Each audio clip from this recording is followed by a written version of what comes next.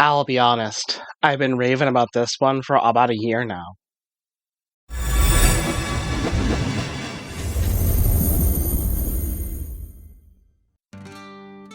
𝂀Welc sent me this one, and I can't believe they actually beat me to it, but I suppose it was bound to happen. So one of our first crossover projects was inspired by classic stories with trio characters. Zelda, Link, and Ganon, Huey, Dewey, Louie, that sort of thing. In the Disney one, I also discussed what type of animals I thought they'd be in a Disney Duckburg sense, where most people are anthropomorphized animals. While these ones obviously look more like D&D characters than Disney, what I really like about all of them is that you can obviously see the differences in the art as to who is meant to be who. Even without the colors, just trying to wing it, 𝂀Welc gave us little details to tell us which of the Owl brothers is Martin and which one is Shane. Can you tell?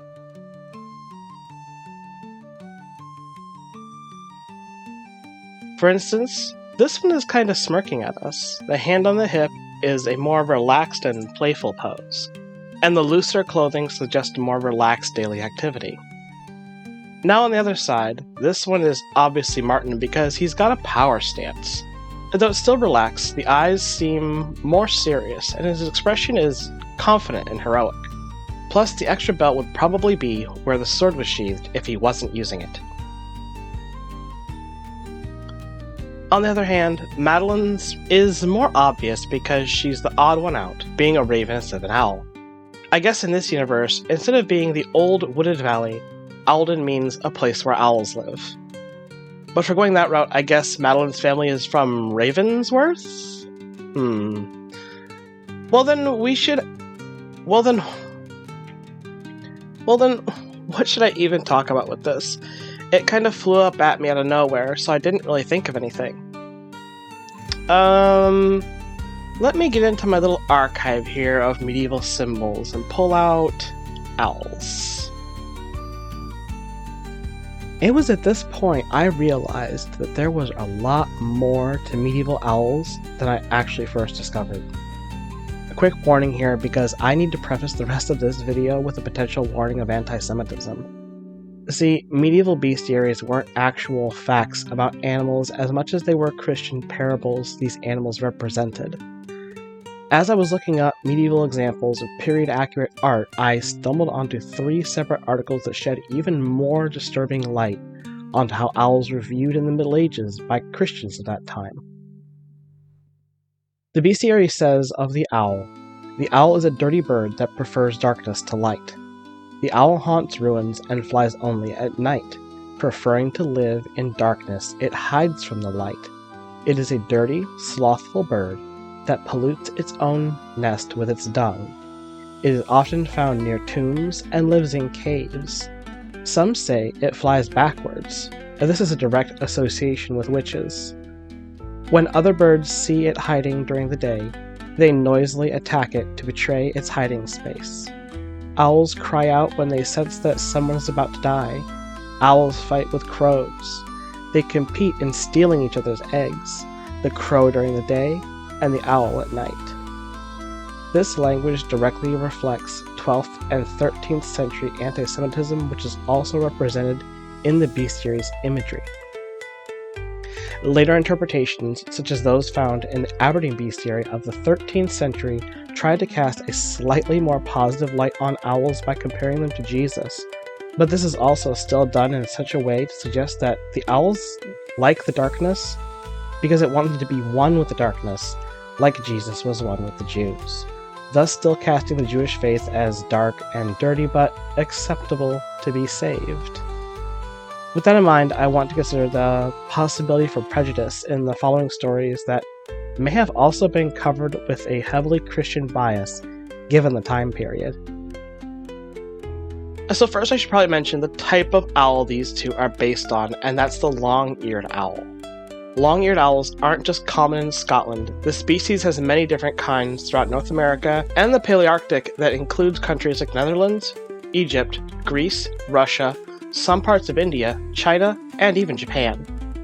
They really are typical owls, but the markings on Shane and Martin for this picture are based on the most common form of long-eared owl found in Scotland. Long-eared owls were also chosen because they're the least territorial type of owl. This means these birds can, like ravens, build a community of nesting grounds in a relatively smaller area compared to other birds of prey. Currently, long-eared owls are listed as being a species in least concern by the IUCN. However, there have been recently strong declines detected in this owl in several parts of its range, as noted in 2 studies from 1998 to 2018 that monitor the birds over the course of 30 years. Currently, the largest threat to long-eared owls is the destruction of their habitats. In Southern California alone, these birds have lost more than 55% of their breeding range because of this. Let's not lose the owl, guys. Haven't they been through enough? I mean, North American hunters used to hunt long-eared owls for no other reason than myth and ignorance. The importance of owls can't be understated, as they mostly eat small rodents that would actually be a detriment to human settlements. Despite this, owl persecution reached well into the 20th century. In the 1500s, farmers would display an owl carcass above their doors to ward off evil, and it had some pretty old world roots as well. In Scotland and the UK, owls were treated as a bad omen. In Celtic mythology, the owl was a sign of the underworld, and its cry was said to signal the approach of death and misfortune. Called the corpse bird or the night hag, it was taboo to even speak about the creature outside of hushed tones for fear of attracting dark forces. Unlike the Ketshi, who were said to steal souls from the gods, some Scottish traditions held that owls carried the spirits of those who died violently or who were denied a proper burial. In England, the screech of a barn owl was thought to be the wailing of souls trapped between worlds, and it's likely this similarly inspired the stories of banshees just a little further north. Because of their association with magic and hidden knowledge, some early Celtic druids saw owls as guardians and believed they could see the truths that others could not. Owls would be used in rituals meant to connect with the spirit world and the souls of the dead. An important Welsh myth found in the Mabinogion tells of a godlike figure named Gwydion who is looking for a bride for his nephew Llew. He approached his uncle King Meth for help. Llew was cursed by his mother to never take a human bride, so Gwydion and King Meth created a bride for him out of a bunch of flowers, specifically oak, broom, and meadowsweet. They gave her the name 𝑂𝑀lwedd, which meant flower-faced. Sometime later, Bloodwood fell in love with another man named Gron and devised a plot with him in order to kill Llew. This was incredibly complicated because of the godlike nature of these characters, so Llew could only be killed by someone with one foot on the back of a goat and the other on the rim of a bath of water, underneath a canopy, using a spear that had been made over the course of a year only on Sundays while people were at Mass. R/oddly specific.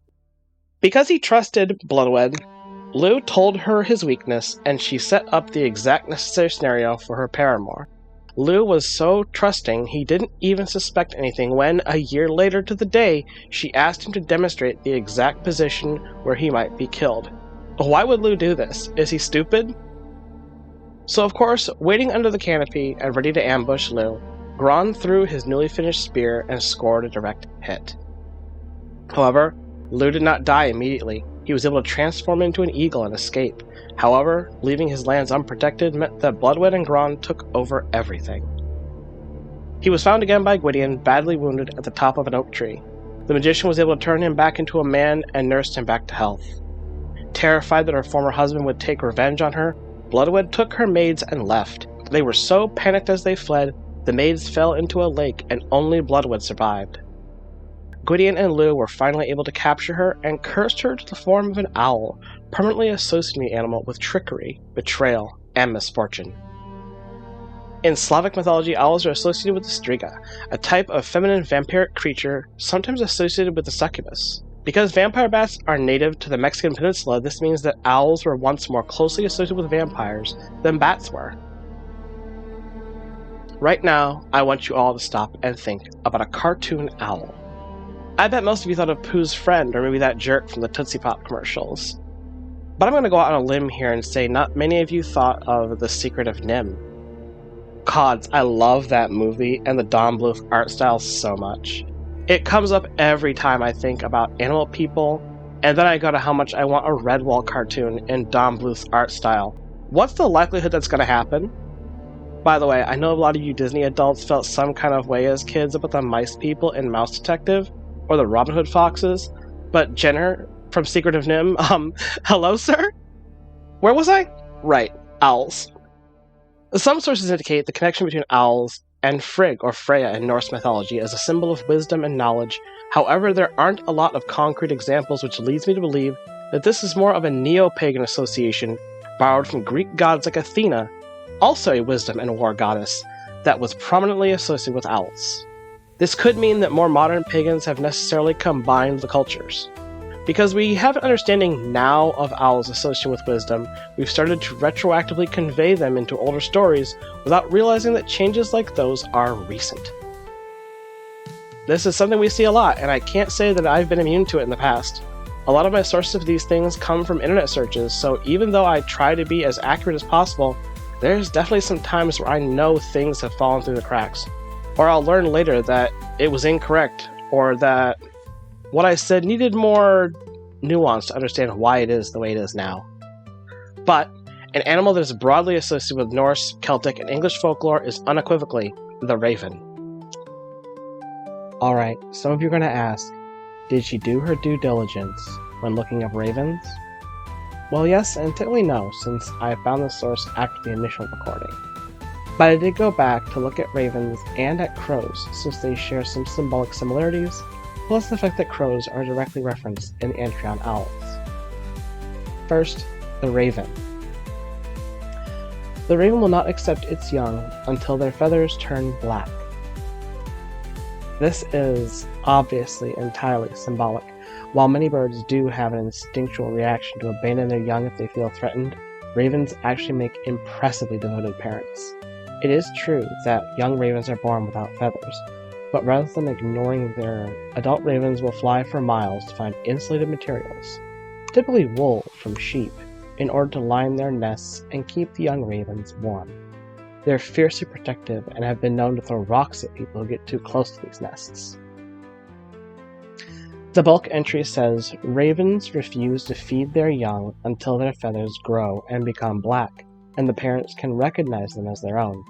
Before the young have feathers, they feed on dew. When a raven eats a corpse, it first pecks out the eyes so that it can reach the brain. The allegory here is meant to say two things. One, that ravens pecking out the eyes is about the devil blinding people's judgment, leaving their mind open to attack. The bit about parenting, though, that's got to do more with teachers and students. It means that a teacher shouldn't reveal inner mysteries to their students until the teacher recognizes that they're ready to receive them. The exact wording here is, when they have grown dark with repentance, which is an odd way of saying spiritually traumatized, but moving on. Crows. Both crows and ravens get off far better than owls in these books, I can tell you that. The crow is a long-lived bird that foretells the future. Crows live a long time and are monogamous. If the male crow dies, the female will never take another mate. According to the Aberdeen Bestiary, this is a moral lesson about the grace of widowhood, that specifically women should never remarry. Yay, misogyny. But crows take responsibility for feeding their offspring and escort their young in flight. The crow's voice predicts rain, and the crow is said to be able to reveal ambushes and tell the future. Crows lead flocks of storks when they cross the sea to Asia. When a crow finds a corpse, it first pecks out the eyes that can get to the brain. There's the cross with ravens. Crows fight with owls. They compete in stealing each other's eggs, the crow during the day and the owl at night.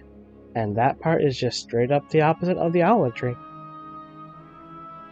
So corvids in general are parents, teachers, and wise, and leaders, and owls are...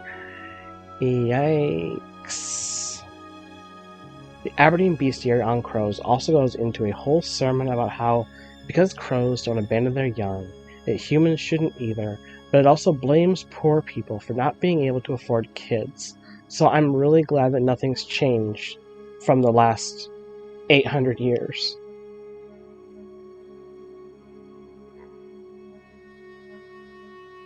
As I said before, ravens, and to some extent crows, make very versatile familiars due to their association with void, death, nature for vocal mimicry, and spirit for tool usage. Because of this, a lot of witches flock to raven familiars even more than owls. In Celtic folklore, ravens are associated with the Morrigan. I've mentioned the Morrigan plenty of times on this channel already, but for the sake of runtime in this video, the Morrigan is one of the 𝂀Welc, a mythical race of near godlike beings that serve as the origin of Irish and Celtic fae myths, and the Morrigan in particular is a triple goddess, meaning that she has multiple faces that comprise a singular being.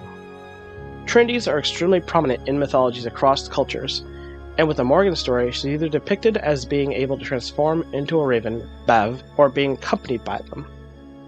So, okay, actually, Bev means crow, but symbolically the birds were almost inseparable. Bev is known as the goddess of doom, and her appearance on the battlefield often signified which side was destined to win, depending on whom she showed the most favor. Similarly, Norse legends held a significant place for ravens as they were associated with the god Odin. Actually, Odin had two ravens that were said to accompany him, Hugin and Munin, thought and memory. In this way, ravens in Norse mythology, as well as Anglo-Scandinavian beliefs, became associated with divine wisdom and intellectual thought. In the Grimmismal, there's a stanza where Odin worries about the return of Hugin and Munin, who were sent out to fly across Midgard every day. Over Midgard, Hugin and Munin both each day set forth to fly. For Hugin I fear lest he not come home, but for Munin my care is more. Given the meaning of these names, Hugin thought and Munin memory, Odin seems concerned that his thoughts may wander so far as to never return. However, he cares more if he were to lose his memories. Because of their association with the gods and the afterlife, not to mention their diet as scavengers, ravens appearing before or after a battle were seen as messengers of the other world, a sign of impending doom or warning. Kings in Scotland and further north would often use raven symbolism on kingly banners as a way of invoking the blessings of the gods. In England, this connection with ravens and kingship became an extremely popular legend involving the Tower of London. In the 11th century, during William the Conqueror's reign, ravens began nesting in the Tower of London. There are versions of this prophecy that date back to the time of King Arthur, and wouldn't you know it that one of Arthur's greatest adversaries, Morgan Le Fay, was based on the Morrigan, the Celtic Raven Queen. The legend states that if ravens ever left the kingdom, would fall. This eventually led to King Charles II, sometime in the 1660s, writing into law that at least 6 ravens must be kept in the tower just in case. This belief is so embedded in English tradition that even today the Tower of London keeps ravens under their royal protection. Yes, I'm serious. Their names are Jubilee, Harris, Poppy, Georgie, Edgar, and Branwen. Edgar and Branwen are actually the tower's newest ravens as of 2021. As great as the name Branwen is for a raven, literally meaning a white crow or a beautiful blessed raven, I just can't get past Edgar as in Edgar Allan Poe, the famous poet who wrote The Raven. Now, the story of the Raven has been talked about for many years now, with much speculation as to the meaning behind these things, such as, is the narrator of the Raven reliable? Oof. Reliable narrators is a topic that deserves its own video, so I won't caw about it here. Still, speaking of the narrator, some have suggested that it's 𝂀Welc, a character specifically mentioned in one of Poe's earlier poems called Lenore. 𝂀Welc is the betrothed of Lenore when she hath gone before. But an interesting link between these two poems is that both bear the mention of Greek mythological figures. In The Raven, the titular bird perches on a bust of Pallas. This refers to an aspect of Athena, the Greek goddess of wisdom, who was also closely associated with owls. In Lenore, it is mentioned that she glides down the Stygian river. This refers to the river Styx in Greek mythology, and has come to refer to something dark, gloomy, and foreboding. I can't help but draw a conclusion back to a similar poem by Tennyson with the Lady of Shalott. Both Shalott and Lenore died young and were found to be floating alone down a river, unknown and unloved. In the poem Lenore, we see that seemingly no one cared for her while she was alive, with lines like, "False friends, ye loved her for her wealth, and hated her for her pride. And when she fell in feeble health, ye blessed her that she died." And crocodile dew, referring to the concept of crocodile tears, an idiom that refers to insincere emotions. There are a lot more examples I could go over, such as the Raven and the Ghostly Piper of Duntroon Castle, or the Curse of the Raven banner said to bring doom to whoever carried it into battle. This referenced a blending of Norse and Celtic traditions associating ravens with war, curses, and supernatural power.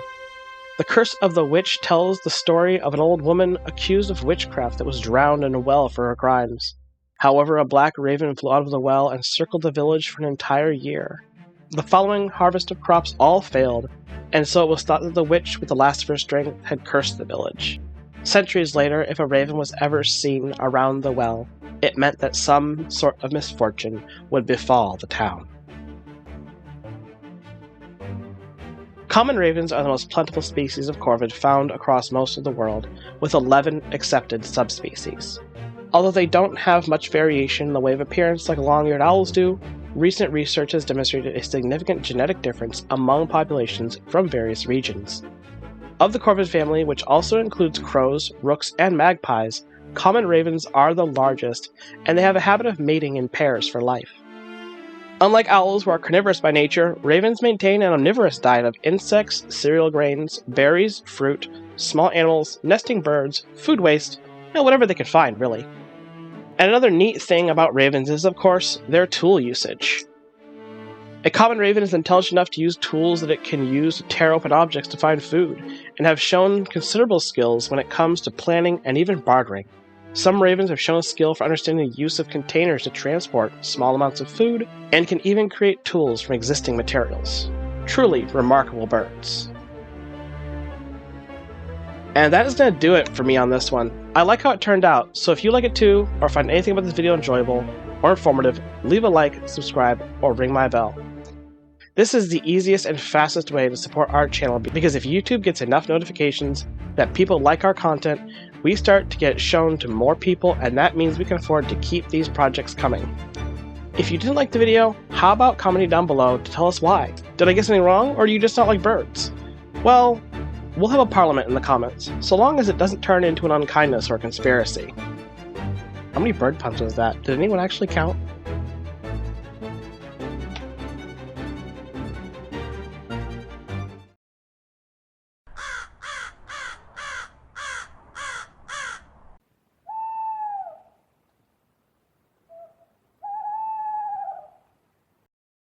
Patreon is our main hub for all things involved with Tales of Atonement, and our patron support helps us produce our episodes faster and with more consistency.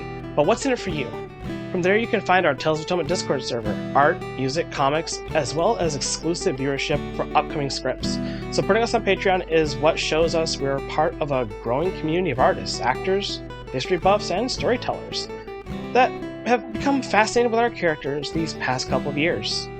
This is our passion project we've put our hearts and souls into over 20 years, and your support really helps keep that flame alive. Right now, a big thanks to Pammy Poo, Shadow Fox, Charles Tam, Arya Gamari, Jay Smorland, and Lunder Lumen, and of course, everyone who joins us each week. At the very least, I hope you'll like this video, subscribe, and ring my bell if it really resonated with you, and I'll see you again next week. Many a mickle, Maximuckle.